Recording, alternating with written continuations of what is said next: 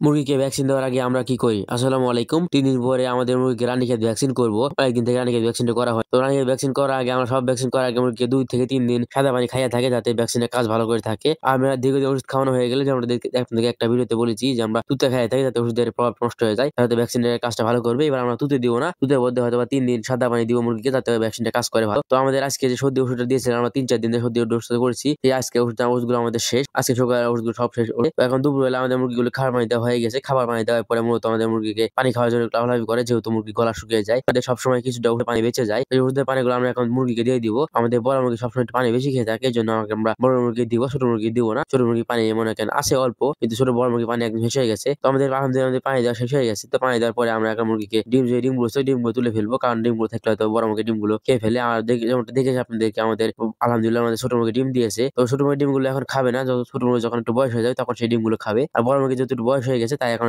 ডিম পাইলে ডিমগুলো খাই ফেলে। তো আমরা ডিম তুলতে দেখছিলাম যে একটা লাইনে একটা সুন্দর দুকুসুম ডিম। এটা দুকুসুম। জানি না আপনাদেরকে ভিডিওতে দেখতে বুঝতে পারছেন কিন্তু এটা একদম দুকুসুম ডিম। আর দুকুসুম ডিম আমাদের সবাই খোঁজে দুকুসুম ডিম কিন্তু দুকুসুম ডিম পাড়তে গেলে মুরগির একদম অনেকটাই কষ্ট হয় যেমন আমরা দেখিয়েছি। তো মুরগি একটু বেশি খাবার খেয়ে ফেলে তখন মুরগির মূলত দুকুসুম ডিম দিয়ে থাকে। তো আমরা মূলত ভ্যাকসিন করার আগে এইসব কাজগুলো করে থাকি যাতে ভ্যাকসিনের কাজগুলো ভালো করে থাকে। আসলে আপনারা সবাই বুঝতে পেরেছেন। আমাদের মুরগির জন্য দোয়া করবেন, আমাদের জন্য দোয়া করবেন। আসসালামু আলাইকুম।